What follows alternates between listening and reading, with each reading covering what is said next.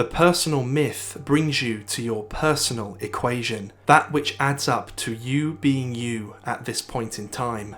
From there, you can consciously engage with the individuation process authentically.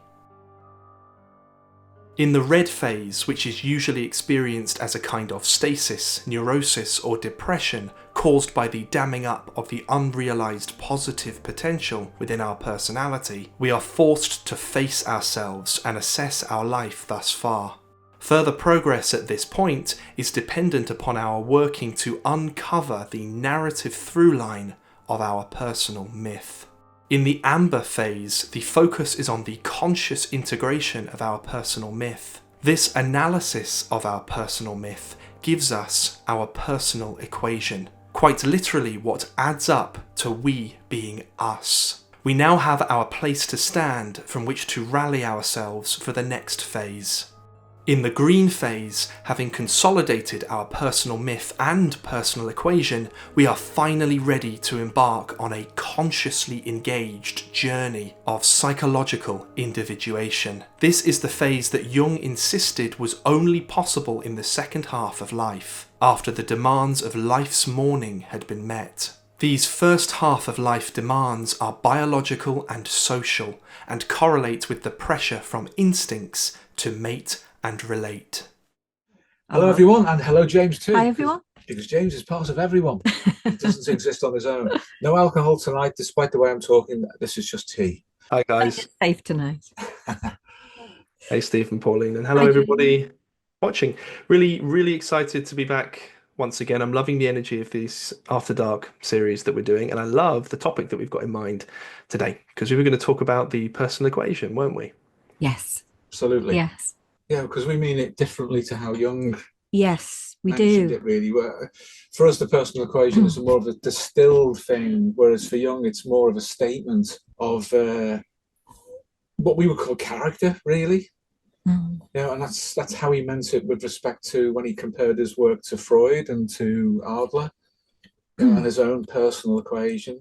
And it's really from that you see the development of his typological model as a refinement of the personal equation.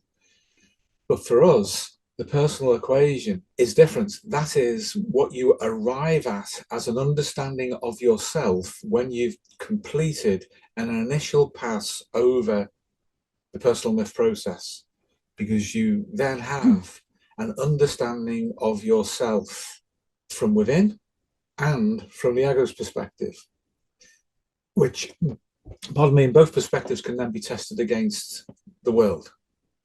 So you find out, okay, this adds up to be me right now, but it need not be the finished product. But that's the equation that we have balanced metaphorically, and from that we can develop going forward and find out exactly what our potential is.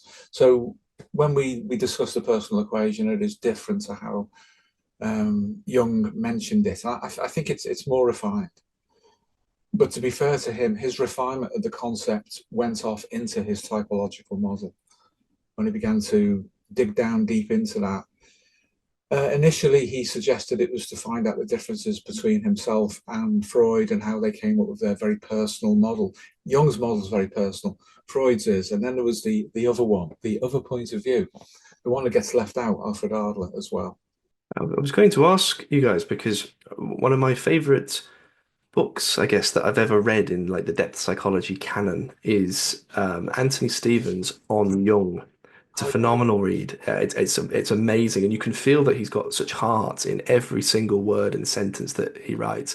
But he covers a personal myth process as well, and it seems a little bit different to Jung's too. And he emphasizes the personal equation in there as well. But obviously, you guys are different to him still. The personal equation, it sounds, there's a zero judgment aspect with it, I feel, with the way you guys phrase it, because, okay, you've gone over your personal myth, you've gone over your different memories, and you've gone through, let's say, if someone's so inclined, the different questions within the personal myth guide that we have available on the website. But when you reach the personal equation, it's almost an open question to say, what are you going to do with this? Yeah.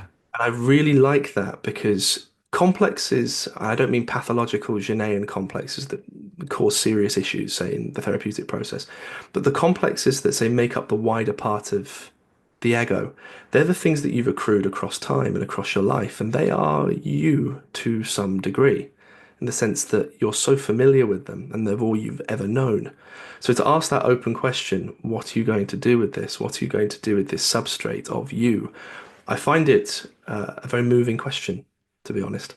Yeah, I'm glad you've asked that, really, Jane, or you've raised that, because it's going to allow me to introduce why, at least from my perspective, where that came from. And believe it or not, it came from Arthur C. Clarke, of all people, 2001: A Space Odyssey.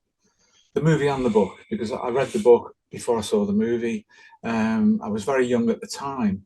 But what intrigued me was that the end of that process of human evolution, which saw that one astronaut reach that specific point where he was reborn after he went through a process of change, having encountered that monolith in orbit around Jupiter. You know, there was one on the moon and there's one on Jupiter. He had to fight AI along the way, by the way, if you remember, the computer called HAL that tried to stop him. So mythological, but in a science fiction setting. When he was reborn and approached the Earth again, it's just like the final shot. It was like he'd completed something and he didn't know what he would do next, but he would think of something. And that's where it ended. The original story ends there. That, in other words, the process of what we would call individuation within a Jungian context and within our own context as well, reaches a point at which that question is asked. So if you complete the personal myth, you arrive at that point too, where it's, now I know all of this, I understand so much more. What will I do next? I don't know, but I'll think of something, because I'm going to engage with life. And that's why it should be open-ended. And that's where it comes from. That's why it's in the Personal Myth Guide. That as an 11-year-old who was reading Freud at the time rather than Jung, because my brother was 7 years older than me, that was really good of him, that, wasn't it? He used to do things like that to try and upset my personal development. But that had a huge impact on me that would eventually become Jungian rather than Freudian. I'd return to Freud later and value him more. But at that moment, I thought that if we can develop, it's not complete. When we reach the point at which we are as integrated as we can be, this is an 11-year-old about to go through puberty and adolescence. But the ancestral knowledge of that inevitability was configured just beneath consciousness. And it took the book and the film to bring that out. When that point is reached, there is another question. And for me later, the idea of thinking of something, I understood that in more depth. That wasn't a cognitive thought. That was to receive within cognition that which would inform cognition what it must do. But initially, there's nothing there other than the sensation of completion of part of a cycle of development. I remember as an 11-year-old, I was on the cusp of adolescence, puberty. So my own genome was releasing information to me that I couldn't fully understand, but I would think of something in due course. And I think for me, that was when I later encountered Jung properly, at the age of 16. And that's when that really opened out for me. What do you think, Paul, with respect to that idea then, with respect to the personal equation, and maybe how we've seen that operate through patients that we've worked with over the years? Well, I think it's an immensely practical exercise to do, if I can call it an exercise. I don't really want to reduce it to that. It makes it sound a bit like a soundbite, but things need to be practical if they're to be integrated into our lives. Yeah. And I was thinking what you were saying about the personal myth, in the sense that if we look back over our lives and we do that in order to get the shape of who we are right now, then that actually only has to be a once in a lifetime process if you do it properly. Yeah. And that then made me think of the fact that this sort of recursive idea that you get running through all forms of analysis is so bad for people. It really is unnecessary. Once you've done it once, properly, arguably you don't need to do it again. And then that then leads us to the position of the personal equation. And the question about that to do with what could you not give up without sort of ceasing to be yourself. Yes. And obviously that's a very far-reaching question, but what it does is it focuses the mind in the present moment and also in terms of future development. And so it's almost like a waystation in a way, that you come to after you've done that period of introspection, and you've reflected back on what's brought you to where you are now. It's a place to stop and think and ponder about what to do next, like you say. And that's, your instincts are going to align with that for sure, because the suggestion is, I'm going to do something with the knowledge that I've acquired. I'm going to do something with what I know about myself going forwards. And as we always say, for us, that's where the work needs to be done. It's action in the world. Yeah. So I think the personal equation is a place to stop whilst you're considering, I think you described it as being, you decide on what's going to be the next question, what's going to be your next move. What are you going to do with that information? And it is information, we know, because we talk about information all the time. It is. And to some extent, I guess that reflects on a person's character. Some people will never ask that question of themselves. It won't even occur to them to ask that. And that's fine. It's horses for courses, isn't it? In a way. But for anyone who is reflexive and who does want to fulfill their genomic potential, they want to live up to that, then I think it's a very important question to ask. Like I say, it's a very practical one. And it tends to be one in which people naturally lean towards one side of the equation more than the other, which is usually the positive pole of it, isn't it? Yeah. It's usually far easier to think of those things that we believe to be positive about ourselves than those things we believe to be negative. There's a natural tendency to shy away from that. Yeah. And yet, really, arguably, that's where the real work needs to be done. Yeah. I think even Jung would agree with that as part of the individuation process, that it's a warts and all process. It is, and that's where, forgive me if I've interrupted. No, it's okay. That's obviously where the emphasis on the shadow comes into Jung. Is, yes. They would bundle that in with that as a concept. They would, yes. There are problems with that. Huge problems. Yeah, from a Jungian perspective, because what tends to come with it is not only the construct, but the field of the construct. Definitely. How it was formed, who it has influenced, what has come into it, and then what is put into the people who receive it, and then how they distribute it. Yeah. So as a construct, we take issue with it. We do.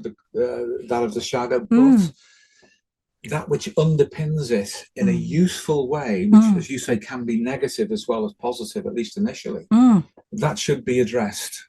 It should. Yeah.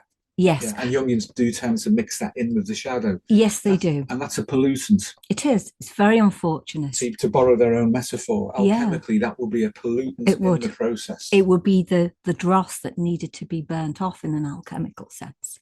It would by metaphor. By metaphor, yeah. Whereas we see alchemy differently, because we see it as something which involves biology, real biology, and matter as such, and beyond in a Platonic sense, and how that integrates into the living texture of a life. Yeah. Whereas the Jungians are far too metaphorical and lack a literalness in the way that they engage with things. Yes. Which is really important. Yeah, well, I'm glad you made that distinction, because for anybody who's been influenced in that way, that would almost act as an obstruction to answering the personal equation. Yeah. So I think it's far better to think of those things. I know I've used the terminology positive and negative, but I'm just really using that figuratively in a way. I think it's so I think it's far better to think of that pole, other than the one that is immediately obviously positive, as something which is, and we've said this before, is probably in our minds closer to Freudian theory. So it's closer to the idea of instincts and the id. And in that sense, it has a naturalness to it. It may not always operate in a very nice way, but nonetheless, it is there in all of us, and it is a natural thing. Totally so agree. So I think that's a better way to meet that particular question about ourselves. So we, as you say, we don't then get ideas to do with the shadow and our own darkness and evil and everything that comes with that, which is, often immense, isn't it? To then cloud that process. Yeah, it's an artifact. It is, yeah. It's an artifact of Jung's life. Yes. That he polarizes things in that way. Yeah. As I think we mentioned last time, or in another video elsewhere, it's really essentially to do with how his father complex, which was embedded in Christianity, which deals with such things as being innate. It's like we're born that way, original sin, that kind of thing. His father was a Swiss Reformed pastor. And his attempt to understand himself in relationship to his father, which is the task of differentiation that every male child will face in life. They have to receive confirmation, if possible, from the father, but then separate from him. Where that has not happened, you get the maintenance, the persistence, the perseveration of a father complex and the field of the father complex through every association that's ever been made to it, in reference to your identity as a man, as a male, as a growing male human being. And I think that was one of the issues that Jung faced. He faced it bravely, but it was a real issue. And the point you raised about the id, Paul, I think that this is really important.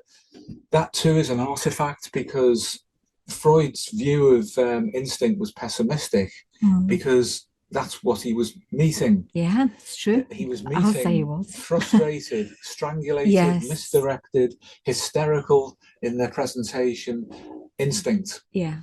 So in that sense, the id as such, as experienced for Freud clinically and for Freud's followers, because they tended to groove behind him, would be to experience things that way.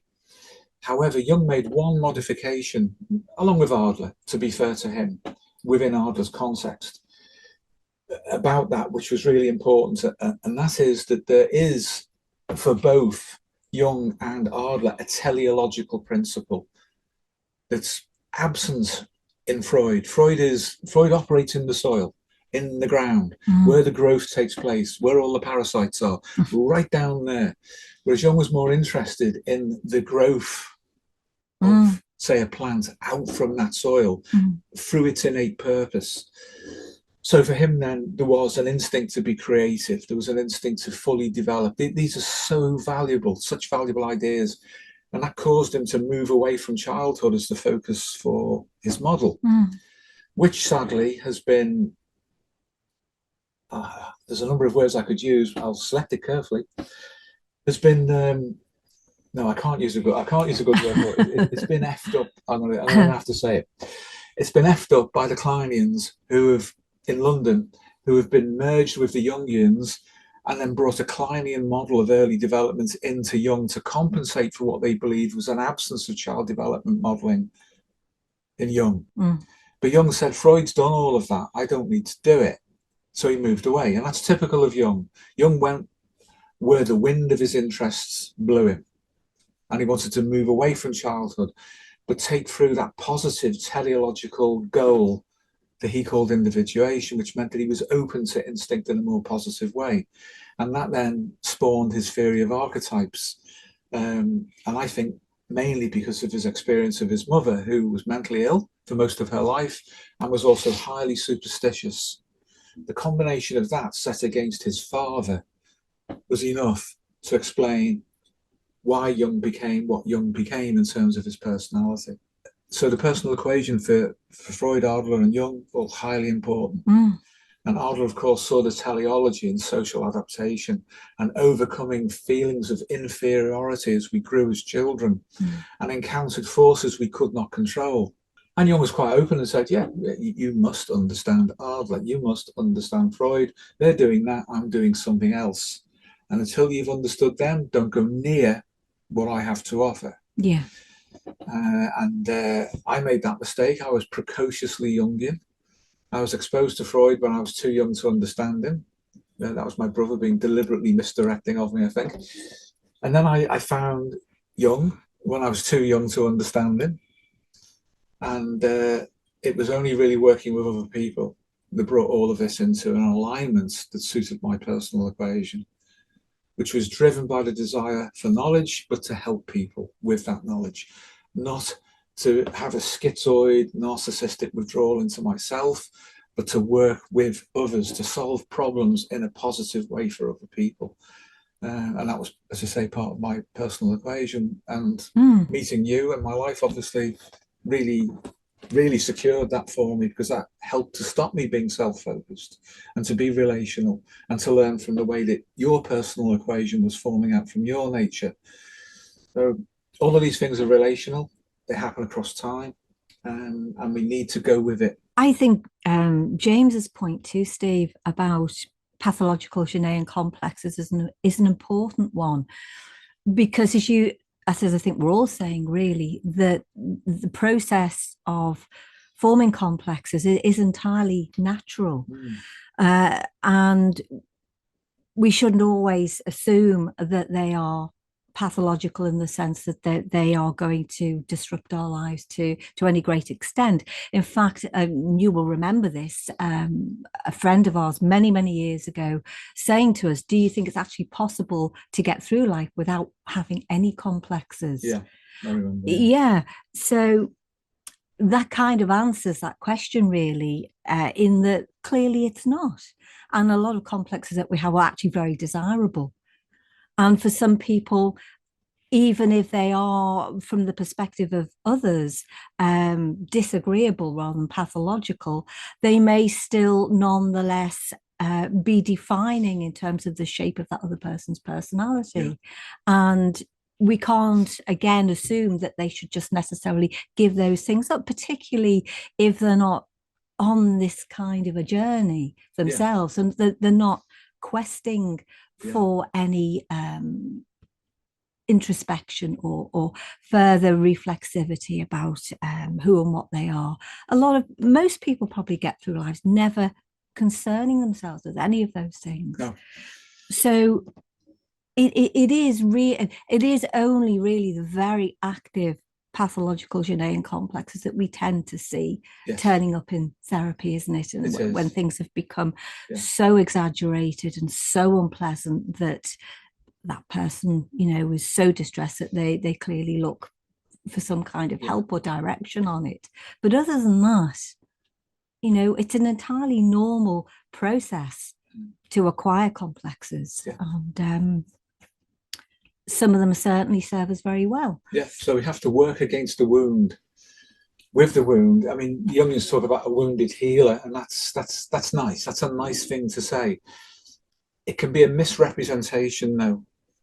I've mentioned this before, but when I was doing OT training, I worked in the Royal Liverpool Hospital for 3 months in an orthopaedic department. Oh, yeah. And that included work on wards where there were amputees or people waiting for an amputation. And one of the principal physicians, who was also a surgeon, I won't mention his name, I do remember him, had a wooden leg, or at least he had an artificial leg. And he would walk in like that, not walking properly, with a gait that you would expect from someone who had 2 functional legs, of course. And the artificial leg would make a noise, like he was pacing out time, and his gait was altered by that. And you could see people looking at him with absolute horror, thinking, that's me. There's the wounded healer, but was he healing? And that can happen with psychological therapists too, who carry a wound and project that in the wrong way towards someone. Now, we can counterbalance that with Jung again, and another quote that he did make was that, show me a sane person and I'll cure him. Insofar as everybody has a neurosis, everybody needs a neurosis. That's a functional belief to hold, but the way that we frame that and communicate it is what I'm trying to get across.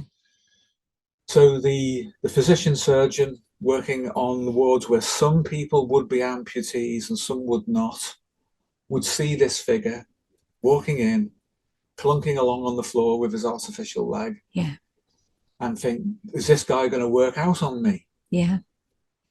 Which is what Freud said to Fliess, by the way, Wilhelm Fliess, why he became a rhinologist. He said, do you want to know? Shall I tell you? And he did. He said, because your father died of a disease of the nose. Now every patient you operate on is your father. And that was a cutting experience for Wilhelm Fliess. So imagine what it is like then for someone who is ordinary, who has an ordinary life, an ordinary receptivity to instincts that overwhelm their cognition and their control over their environments, to have a surgeon walk into the ward like that, and you may or may not be someone who's going to have an amputation and then a rehabilitation afterwards. Mm. Some people who've had the amputation, that might be different. They have to deal with that, and it might then be, oh yeah, great, you know, he knows how to look after me. He is the wounded healer. So context is everything. And psychologists, psychotherapists, and ordinary people and everyday communication with other people, we all need to be very, very careful and sensitive to the context of the other person. So yeah, these things are hugely important, aren't they? They are. I remember you relating that incident to me, obviously very, very long time ago now. So for those people on the ward yet to have amputations, it would have been far better maybe to have had a doctor or a surgeon who had come close to finding themselves in that predicament, but it hadn't actually happened, that they'd actually been able to, in whatever way, prevent themselves from, you know, reaching that conclusion of having to have an amputation. So that might have boiled down to lifestyle choices of maybe a different kind, whatever. Anyway, I mean, it doesn't actually matter that much, but the point is, had that been the case, that would have been far, far more reassuring for those people who hadn't actually reached that point in terms of you know, their physical health. But as you rightly say, to have to see that, and we're back to suggestion again, aren't we? The suggestion is, this is where you are going to arrive, not just it's not just a case of, if you don't do the right thing, you might arrive here. It's more a case of, you're in here now, you're on the list for whatever, and very soon you're going to be like me. Yeah, and the ones who are most vulnerable are the ones who have an indefinite diagnosis. Yes. They occupy what the Tibetans understand as a Bardo space, an in-between state. Yeah. And that is where neurosis, if we're just considering a psychological issue where someone is unsure, they are divided, say under Janetian pressure, and they're in the space between the forming of a complex and the continuity of their past, where they feel comfortable with themselves. That's where all the doubt operates. That's where all the fear operates. That's a terrible state to be in. Whereas if you have accepted that I must have this amputation to save my life because I've got some kind of deep vein issue to do with circulation, and if that doesn't happen, then I'm going to die. There's an even worse outcome if I don't attend to it. Yes. And then the wounded healer might be appropriate. But for someone who doesn't know, and with a neurosis we do not know, we are always caught in the gap. And it's the polarity of opposites that's the problem, because the field is split. When the field is united and there is an understanding at a meta level, we can adjust. But it's typical of neurosis that the division is the division in our understanding and reception of the entire field of information that's coming from without and from within simultaneously towards the ego. And if it can't solve the problem, then it divides even more. And then the gap will be filled with fantasies, which may be denial in the Freudian, simplistic Freudian defense mechanism, or it may be some kind of transcendent disbelief to say, this one's happened to me, I'm absolutely fine, this isn't happening. Again, that's denial, but it takes on a different form. It takes on a more Jungian form, an inflated Jungian form of disbelief and of the presentation of fantasy. To say that happens ordinarily in neurosis, So understanding influence and the context of anybody, including ourselves, in any situation is hugely important, isn't it? Yeah. Yeah. We have to tread very, very, very carefully, don't we? Yeah. And I think your point about context being everything, I actually think that just that idea in and of itself for those people out there who might be vulnerable right now, and there will be many. I mean, we're not alone, James, I'm sure too, in having Google things to do with mental or physical health issues that we might be concerned about for ourselves or for others. And the state that we're in when we do that is decisive in terms of what we allow or don't allow in. Yeah. And the idea that your context, even if it appears to be the same in some small part as somebody else's or many other people's, is still not your context. And I just think that is, if you're going to do that kind of thing, then have that in mind, that no matter how close something may seem, it is still not you. And I think that just allows you to pull back from heterosuggestion, becoming autosuggestion, and becoming destructive on the inside. Just that simple mindset. Yeah.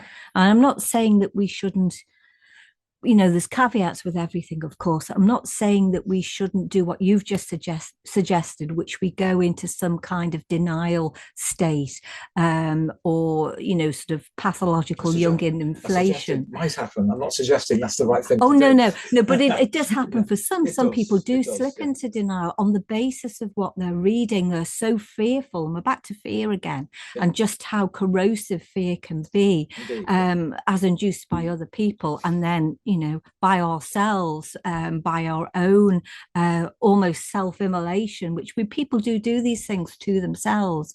So aside of any kind of denial that might, slip in a situation maybe where somebody should seek medical help, for example, we should always start, I think, from the principle that we are ourselves, our context is our own. And no matter how similar it appears to be to somebody else's, it is still our context and not theirs. And I just think that gives people a place to stand. I think it can be very ego strengthening to do that. And we're in a sea of suggestion all the time, aren't we? Particularly with social media and the like. And it's just one way, I think, of saying this far and no further. I'm going to work things through from my own context, from my own perspective. I'm going to think properly and rationally and sensibly through things, because otherwise that's the door, that's the gateway to things like hypochondria or OCD, which of course there is overlap between those two things. So totally agree with that. What do you feel, James, from your experience of life and of your clinical work? Well, the hypochondria one is very interesting. Or that it's a modern syndrome, isn't it? You Google any symptom at all, you come across WebMD and other such names that shall not be spoken, because they're nonsense websites that I don't think have ever helped anybody ever. A cognitive list of symptoms out of context. I love what you said, Pauline, about context. A list of things out of context. It's ripe for taking root right on those very, very, very ancient fear circuits that we have when we're having a based ego consciousness. And then, that can then go on and form a complex. And it's really bad too when you get medical professionals who sort of buy into that kind of nonsense, because a lot of them, quite a lot of them, they tend to diagnose people based on the BNF, don't they? They'll just look up on their computer, oh yeah, you've got a headache. I wonder what that means. Yes. This was a few years ago. I'm happy to share this, I guess. It got to the point where I had a pretty benign symptom, but one that flags up on all of those different lists as really bad, and immediately you're going to die now. And a doctor suggested that I needed to have a biopsy, but it was like the day before or a few days before my wedding, and I decided, no, I'm going to marry my wife. And it was a really odd experience, actually, because I was worried about it for a little bit. But the day of my wedding, the fear disappeared completely. and gone, completely and utterly gone, as if that was enough apparently to make all of the fear go away. I was really pleased with that, because I should not have allowed nonsense to have derailed something that was obviously so incredibly important and would be to anybody. And not everyone has an opportunity like that at all times. It's a once in a lifetime thing for most people. But if it were me, I would ban any access to websites like that completely, write them off as complete and utter drivel, and do exactly as what you said, Pauline, that your context is yours. You cannot boil it down to one line on a website. That is ridiculous. Your entire psychology, your social relationships, everything that your body and mind have experienced across time, none of those are accounted for in No. you have a headache, or this hurts, or do. It's nonsense. It's complete nonsense. Yes. Yes. Yeah. And yet we all do it, and we all fall victim to it sometimes. But I think the example you've given is a very good one of how we can make a stand against these things, that we don't have to allow them in if we can catch it in the moment. What you were saying, Steve, about the Bardo space, if you can catch it there and then, before you take it on and you allow it to do its mischief, basically, then every time you're able to do that and repeat that, that's ego strengthening. And it means obviously that you're more adapted to life in the outside world. And I think with that, you naturally bring more peace and joy into your life. And if we practice it as much as we do the other things, the sort of the negative self-talk and the retroflection that is so damaging, then we can build a lot of ego strength from that, because life is always going to throw challenges. It doesn't matter who we are, what our circumstances are, how old we are, even life will continue to throw challenges. So the more you can do, if you can do it when you're younger, that's even better. Obviously, for some people who've got further into their lives and only just realised just how potent some of these forces are, they may be a little bit more difficult, because complexes are more well grooved by that time. But it's still not impossible to change the way that you react to things. And this is all, like I say, immensely practical.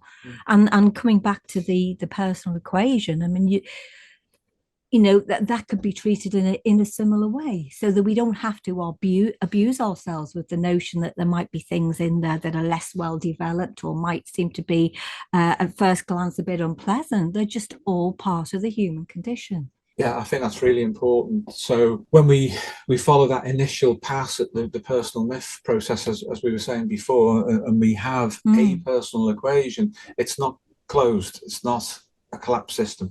That can develop. The terms change as we change.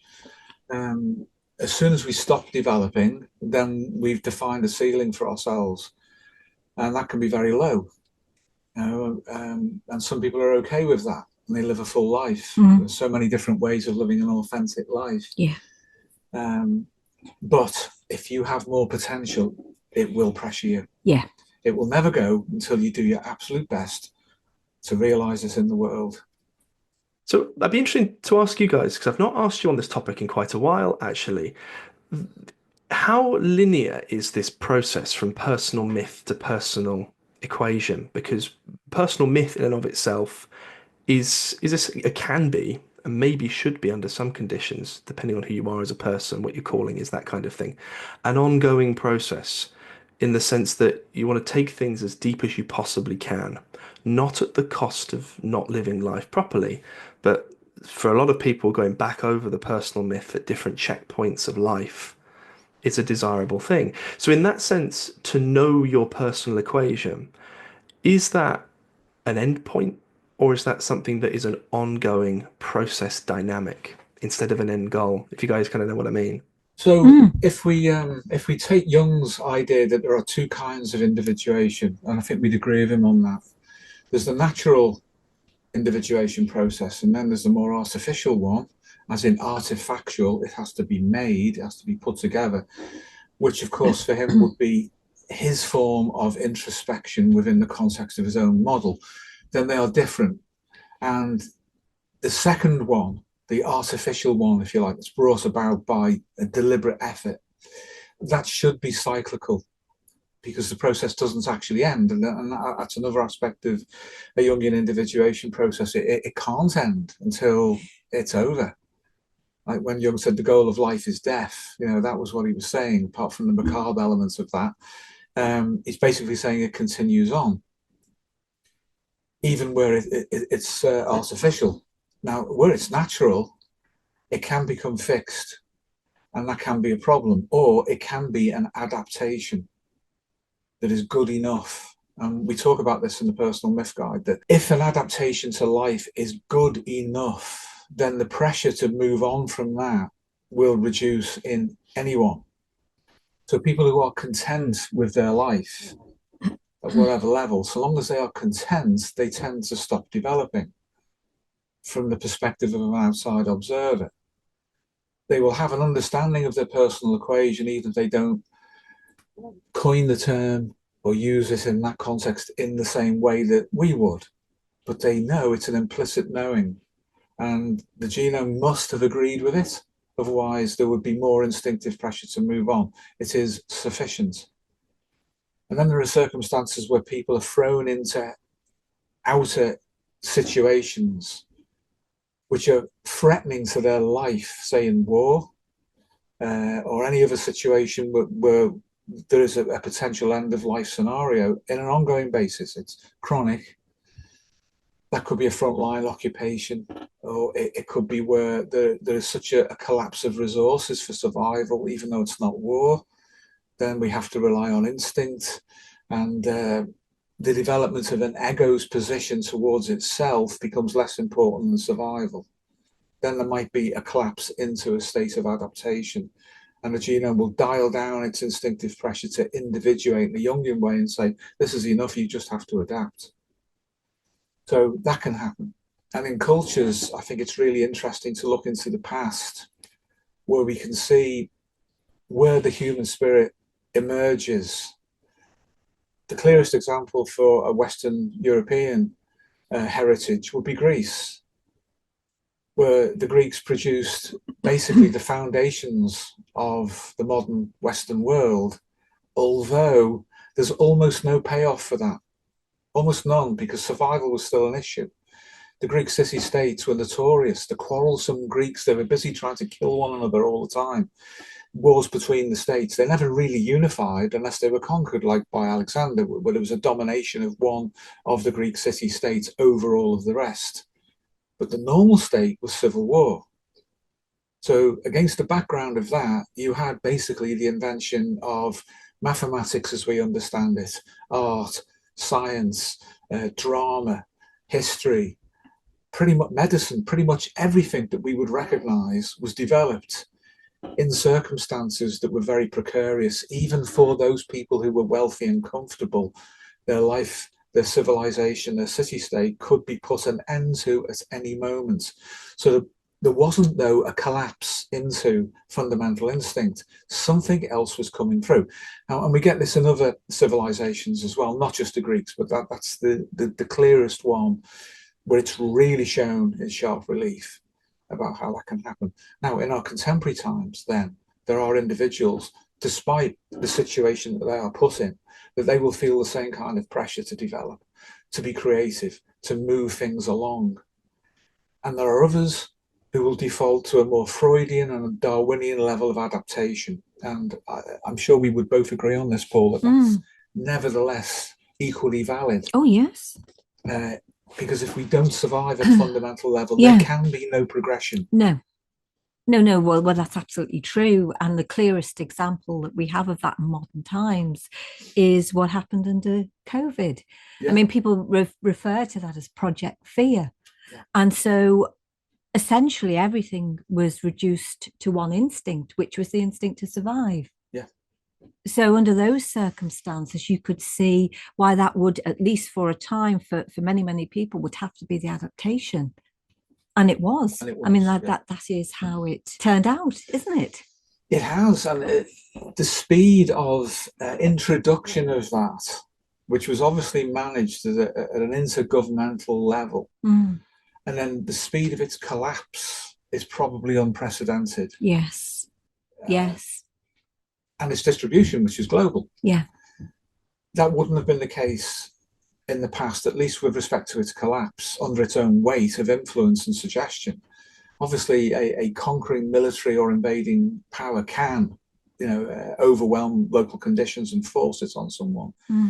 But this was not a conquering external power. This came from within. This came from the government within. Yes, the enemy within, really. Well, indeed. And it brought to bear all sorts of selective pressures from a Darwinian level and up through Freud and so on. And people reacted to that differentially. But there was a baseline of herd instinct, which we've discussed before, haven't we? Yes, we have. Yes. About if you want to influence a group, a large group, then always misdirect instinct. And eventually there will be a Sheldrakean field effect. And even those people who are resisting will start to be influenced because everyone else will turn against you. And you'll be deleted from within your own culture, from within your own gene pool. Yeah. So that came online very quickly, and now it's starting to collapse under a compensatory process, the swing of the pendulum, or what Jung called an enantiodromia. And there will be all sorts of set points that people can settle at on both sides of that swing of the pendulum. And that's where a lot of neurosis is going to be generated, and is being generated right now, because sometimes it's easier to adapt to a past state, even though it's uncomfortable, than it is to a new state. This is particularly prevalent, isn't it? Where you have people who have fought hard to maintain an ego boundary against oppression. If the oppression seems to go, then suddenly the conditions which provided ego strength for the person who was resisting oppression have changed. The configuration of the ego then is now maladjusted. And they don't know how to step ahead of that period, that gap, and go into a more stable state for the future. We're seeing this happen, actually, amongst a lot of people who were too overgeared to resist. And then they're finding that the resistance is weakening. And it's difficult. And there's also a trap, of course, in there, because the other side of the pendulum swing, that which we're moving away from, is already organizing itself for a counter-attack. And those people who should be best positioned to prevent that are finding themselves with a reduced ego tension, with reduced ego identification and understanding of themselves. And that's the perfect conditions under which the pendulum can swing back. So those people in that state of not being familiar with themselves anymore because they've resisted something that appears to have gone need to remain vigilant. And that's part of the personal equation too, to give it its proper context for today. Because if the personal equation has a hard stop and say, I add up to this particular configuration in my life because I can't see an end to it, so I have to keep fighting and building that, and then suddenly the resistance disappears, you overrun yourself, your instincts dissipate, and then reflect back. What Pauline mentioned, retroflection, that's a really important point, because the meaning of retroflection is you turn something against yourself, you then turn your instinctive pressure against yourself, and you split and you become neurotic, and there's no need to. In fact, you should be more vigilant. Not hypervigilance, but more vigilant, and utilize your experience to maintain ego strength to prepare for the counter reaction. Otherwise, the shock of it will overwhelm you, which is not good. So the personal equation, then, to put it back into its fullest context, needs to change when external circumstances change and our internal adaptation is now incongruent with the external facts. Different tone, but I think it should be. We shouldn't try and artificially. No, it'll look contrived. Yeah. It would. Yeah. We cannot be drunk every single. Oh no. Are you sure, dear? Are you sure? Are you sure? You're not sure, are you? Don't get into sedition with me. Beg your pardon. After I never use that word. No, I know, but that's the word. That's my associative word, as you well know. Is it? Yes, it is. One of them, anyway. Yeah. I see. With seditation. Seditation, yes. Yes. Indeed. I'll have to dress as a spy if you do that to me. Oh, no. From a Carry On movie. Yeah, probably, yeah. Carry On Spying. Yes, something like that. Yeah. Right, I'm going to do the ending. I've got to say, I hate the goodbye. Goodbye. Oh. Well, we'll start with that. Here we go. That's the cue. No, you want your tea? This one. Yeah. Hi everyone. So James hates goodbyes, so we'll ask him to say it, and it's goodbye from us, and it's goodbye from him. Bye. Goodbye. Have you guys seen the song from Bear in the Big Blue House? Not recently. No. It's. I won't do it then. Never mind. I was going to sing you all out for this evening, but instead I'll just retreat slowly into the corner. Bye bye. Bye bye. Oh.